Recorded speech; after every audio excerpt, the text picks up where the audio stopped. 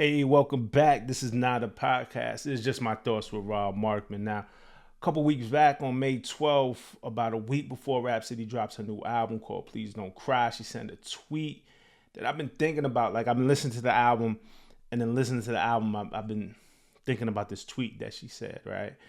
She said, "There's no female hip hop, it's just hip hop." And as a hip hop fan, it's something that I've always felt, right? It's something I believed when I heard Queen Latifah and Moni Love do Ladies First. It's something I believed when I was listening to Salt and Pepper. It's something I believed when I first heard Lil Kim on Players Anthem with Big. It's something I believed when I heard Foxy Brown rapping with LL and Prodigy and Keith Murray and Fat Joe on I Shot Ya. It's something I believed listening to Lauren when she was with the Fugees before the score, when the Miseducation dropped. Something I believe listening to Nicki Minaj, something I believe listening to Heather B or Glocks Down, Bahamadia, Cardi B, even new rappers. Lady London is one of my favorite. Tierra Whack is doing some amazing rapping. And, I say that because, I see this opinion a lot. Like a lot of dudes are like, yo, I don't listen to female rap. I don't listen to women rappers. And I don't know, that was always crazy to me. Like, it was all just rap. It was from maybe a different perspective, but why wouldn't I want to hear Kim? Why wouldn't I want to hear Foxy? Why wouldn't I want to hear that perspective? You know what I'm saying? And then the records was just dope.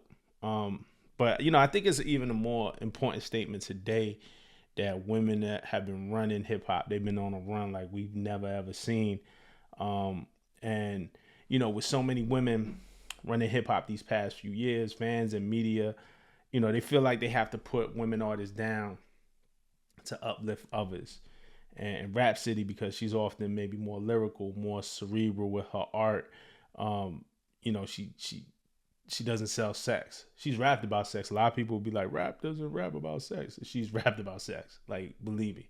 But she doesn't sell sex. She's not like selling us sex. And we see that from most popular women artists.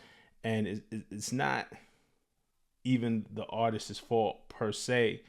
I mean, there's just what sells in pop culture: sex, violence, drugs. Like, it's no secret. But in terms of rap, she's used as a weapon a lot of times to put others down. And on the song from the album, "Look What You've Done," she addressed it. I'm not gonna do these lyrics justice, but she says, "This ain't condemnation, this is conversation. Don't get triggered, man. When men support me, I see some of y'all get inside y'all feelings, fam. That y'all can't see points made without step back. So step back. It goes both ways. Don't lift me up throwing shade at my sisters that made it out with ass and bass. Support what you like. You ain't got to show love using hate." And that struck me, man, in relation to her tweet, right? Because women rappers exist just like male rappers. There's plenty of male rappers who, like, in the center, like, who fit into a mold of what's popular, who maybe dress the same as each other. I don't know how many rappers are wearing the shiesty now, or just have the same look, man, the same chains, wearing the same thing, the same style. A lot of rappers sound the same. Male rappers, I'm talking about, sound like each other, don't really deviate from the usual subject matter in the censor. And again, that's just what's pushed in pop culture: sex, violence, drugs. There's a reason why that's successful. There's a reason why people express themselves in that way. So there are women who fit into that. There's men who fit into that too. I think the men get ridiculed far less than the women do. As a matter of fact, I know they do. The men get ridiculed far less than women do. And then they're just artists who exist outside of that pop center, right? That mainstream center. The sex, the violence, the drugs, the sameness. They're artists who exist outside of that, or who don't exist solely in that, right? Like, there's elements of that in their music because that's the human experience, but they don't exist solely in that, or they don't exist like mostly in that. And my point is, with Please Don't Cry, Rapsody gave us a complete album. This isn't a male or female thing. This is an artist thing. This is on brand for what she's chosen her career to be. She's like one of those ones, like, she's gonna give you a whole thought out body of work with a range of topics and moods, diving into the complexities of life, and more specifically where she is in life. And this is just what we've expect from her. I mean, whether male, female, they, however you identify, like, For example, and then there's like different moments. Like on Raw, she's just going ball for ball with Lil Wayne, right? One of the greatest ever. And Wayne went crazy when Wayne said, "You're a queen to me, like Bohemian Rhapsody is Wheezy and Rhapsody." Like just the play on words, just the way it sounded, like it fit so perfectly. Queen, Bohemian Rhapsody, Wheezy, Rhapsody, and then Rap went crazy. She said, "I got a mouth full of gold. Beyonce Carter knows they can't break my soul. A million I haven't sold. The truth won't be sold. I still be like so." Um, you know, just the wordplay again, like crazy. Like this ain't even about how much you gonna sell or what you gonna do your first week. These are just two MCs like going at it, like just hey, the best bars, the best wordplay, the best schemes that I could stack on top of each other. And the funny shit is, Rap did admit to the Breakfast Club that she had to rewrite her verse. I was surprised. She said she rewrote it after she heard Wayne's verse. The way she explained it, or the way I understood it, is that she meant for the song to go one way, but when Wayne sent his verse back, it was just like a bar fest. So she switched it up for the tone of the song. Like, nah, we gotta, and she sent it back to Wayne. She didn't like do the sneak attack like the LL Cannabis thing. You change your verse and then you put it out, and it's like, yo, I have it. No, she switched her verse up, sent it back to Wayne, and she got the thumbs up, she got the blessing, and that's the record. So that's just like a pure rap record for somebody who loves bars. I love bars, so that was crazy. Loose Rocks is a song that hit me personally. The song is just about how hard life is, and how we love our family and the closest ones to us, and the complexities of that. The second verse, she talks about a loved one, someone who she describes as a second mother who developed dementia. And she said, "It breaks my heart to know you gonna forget us. Dementia touch your memory. You like my second mother. The symptoms worsen every time I drop by for a visit. The story's entertaining, even if they mostly fiction."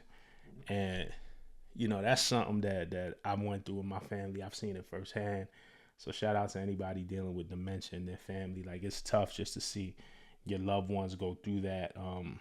Sometimes they don't remember you, or they remember you different, or you just see different sides of them that maybe were there but you didn't know were there, or just completely weren't there. It's just like a strange thing to go through, and it's an emotional thing to go through, because it could be hurtful, really seeing your loved ones go through that, and it's hurtful to witness. I've seen some family members say some tough things, some really like hard things to hear. Like, so like that right there just hit me on a human level. The song is called Loose Rocks. On Asteroid, she talks about wanting to step away from rap and step away from music because she didn't feel like there was a place for her. She said almost went MIA on like Lauren out the window, like the Joker and the foreign acting foreign. And I look at Rapsody, I'm like, damn, man, she's been like Grammy nominated, like critically acclaimed, and for her to still kind of talk about, and again, this was her Breakfast Club interview, like she didn't know if there was a place for her in hip hop. The grass is always greener, like how we look at somebody as fans or admirers or whatever, like, oh man, like that's something I aspire to, but you never know what a person is going through. So it's crazy that she shared that. And then look, I know her, we tap in, we talk from time to time, we're friends, we talk a bit, but I've learned things about her personal life that I've never known, that I would have never known, right?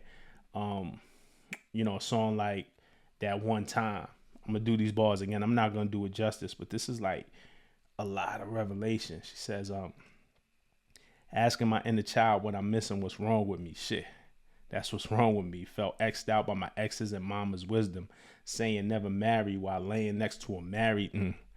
Knowing if my brother-in-law cheated on my sister, I'd be pissed with her. I'm such a hypocrite. I never baptized. I would have been disfellowshipped. If Jehovah Witnesses witnessed the things I did, I'm such a hypocrite. Insecurity. I never felt socially accepted or wanted physically. Got me changing, experimenting. I fell in love with her. Now I'm smiling different. And my hurt turned out, or maybe I'm still triggered. Never felt wanted or pretty by no. So, again, like the honesty, the vulnerability in there is incredible. And this is on brand. This is what she's giving us. But this is a level of depth that I'm going to be honest, I haven't quite seen her go on this album. On Stand Tall is another one. She says, Judgments on me. They're wondering if I'm an Eat Coochie fan, or because I chose the stylish sneakers and some baggy pants.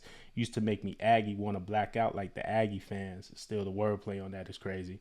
I suffer from anxiety. Doctors probably tired of me trying to meditate to calm my heart racing like an ambulance. So I ain't got no answers. You could believe what you choose. I'm trying to focus on sleeping at night without waking up panicking. Again, these are life bars, and she's still giving us but bars though. There's still the wordplay there. Um, Even that last part, and this isn't to decode. Like, these aren't lyrics that you could decode or break down. This is just her truth and how she wants to present it. But even that last part hit me. I'm trying to focus on sleeping at night without waking up panicking. We talked about this before in the J. Cole, when he bowed out of the Kendrick and Drake beef. He said, "Yo, I haven't been sleeping these past couple of nights. Like, I used to sleep good, and then I dropped this 7-minute drill, and I can't sleep." Like, the importance of having a good night's sleep, and the importance of having to sleep at night without your anxiety or your demons or the things that haunt us, keeping us up at night is super important. And it's something that I notice, and it's something that I focus on. But like I said, this is her just presenting her truth the way she wants to present it. So male, female, they, like, which category do you put Rapsody in? This goes back to her tweet. Like, there's no female hip hop. Like, when you categorize somebody like Rapsody, it's just like she's just one of them ones. Like, that's it. That's the category you put her in. She's one of them ones. And that's what I took away when she tweeted, "There's no female hip hop. It's just hip hop." And, and she's saying there's no female hip hop for anybody. It's just records. It's just music that you like. Like, I don't know. We don't look at Mary J. Blige and be like, "Yo, that's female R&B." My Life is just personally my favorite R&B album of all time. Like, it's just funny when it comes to rap. Like, again, I hear a lot of dudes talking about, "Yo, I don't listen to female rap," or da da da da. Like, I don't know. Like, I don't do that with R&B. Like, there's, it's just music. So, look though, I'm not gonna dwell here, but this isn't a full album breakdown. I'm still sitting with it. There's so many layers to it, and this isn't a review or judgment. I don't know if I'm gonna do reviews on this channel. At the beginning of my career, writing at Double XL, writing at The Source, Vibe, I did a lot of reviews in the back of the book. I did that for so long in my career. I don't know if I'm at that point in my life where I'm really sitting here like trying to judge in that way. Obviously, talked about the Drake and Kendrick battle. Like, I'm just breaking it down bar for bar. And of course, you have to have a winner. Like, we're analyzing, but I'm not like sitting here trying to rate albums. There's plenty of people that do that. Maybe I'll get to that, but right now I feel like that's not where I'm at. So this is not a review. This is not like a full album breakdown. I'm still living with it. This is really just appreciation for Rapsody and Please Don't Cry, and this body of work and this expression. She's showing up how she wants to show up, and that's a beautiful thing. And and it's inspiring for me. A lot of y'all know I'm an artist myself, and I'm working on music that I plan to release soon. And just showing up how you want to show up is something that I've been feeling lately. So this album is really inspiring. But these are just my thoughts. So as always, man, I like, subscribe, comment. If you listen to the album, let's talk about your favorite tracks, your favorite bars, the things that touched you personally. If you haven't, you should check it out. But y'all know I'll be in them comments talking back. All right, until the next time. Peace.